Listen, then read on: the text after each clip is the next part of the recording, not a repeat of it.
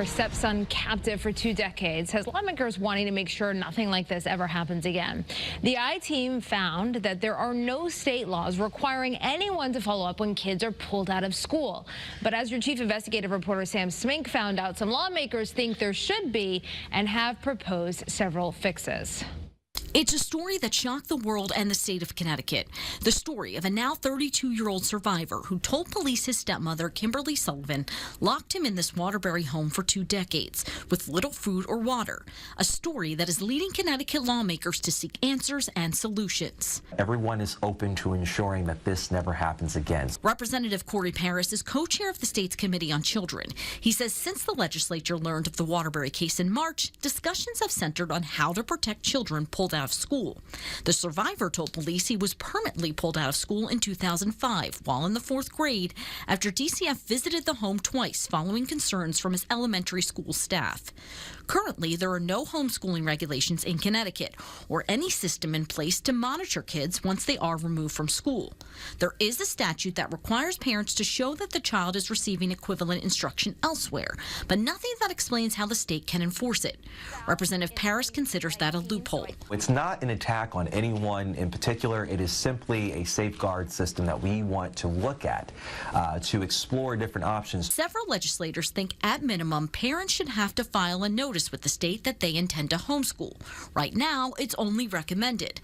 But others, like the Connecticut Association of Public School Superintendents, want annual testing to ensure parents are providing equivalent instruction. I think what we're trying to do is be respectful of the homeschooling community, be respectful of the choice that families are making there, but above all else, ensuring that we are still able to track and keep a solid record on the students who are homeschooled. Lawmakers have tried to do this before. Governor Ned Lamont proposed a bill in 2019 that would have required parents to bring their homeschooled children to a local school for evaluation at least once a year. The proposal failed to get much traction amid parental opposition. So this uproar about homeschooling is just, it's outrageous. There's so many other things that should be investigated regarding this child or now adult's case, right? State Representative Ann Dauphiné is the ranking Republican on the Committee on Children. She says the Waterbury case is not about homeschooling. The young man in this case told police he was pulled out of school at age 11 because the school contacted DCF. The young man told police he was always hungry, so when he was at school, he would ask others for their food, steal others' food, and sometimes eat food out of the garbage. He says DCF showed up twice, but his stepmother, Kimberly Sullivan, told him to tell investigators everything was fine. Police also visited the home in April 2005 at the request of DCF. A police report shows someone told police the boy was being homeschooled by his stepmother, although there are no other records to suggest that. Police say in the 2005 report they found the boy to be healthy and happy after speaking with him. And let's look at this case and follow this through. I would tell you that the public school system failed him. The DCF process failed him. If I were a mandated reporter in a public school, watching teachers and others bring this child food, watching him dig through the garbage, and we were told that the report was put in and nothing was done, wouldn't you think someone would have called the DCF commissioner? There's so many questions. There's far more questions than answered here.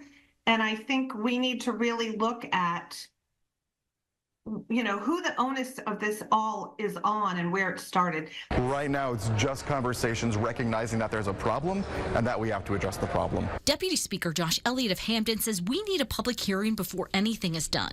He was homeschooled himself until high school. My mother did a good job ensuring that I had my basics met in terms of educational attainment. I am fortunate that I had a good experience, but just because I did doesn't mean everybody does. Representative Elliott says the state, DCF, the schools, and the public should be working together. Only by hearing multiple sources can we actually craft something that addresses the issue but doesn't do more than we need to do. None of the lawmakers we spoke with could say if anything would happen this session. Most committees have hit their deadline when it comes to drafting bills, but all the lawmakers say we should be continuing these conversations. DCF initially found no documentation of the Waterbury case in its primary database, but announced in late March they found documents in their closed record system. The files are now under review. Your chief investigative reporter, Sam Smink, Channel 3 Eyewitness News. All right, Sam, thank you.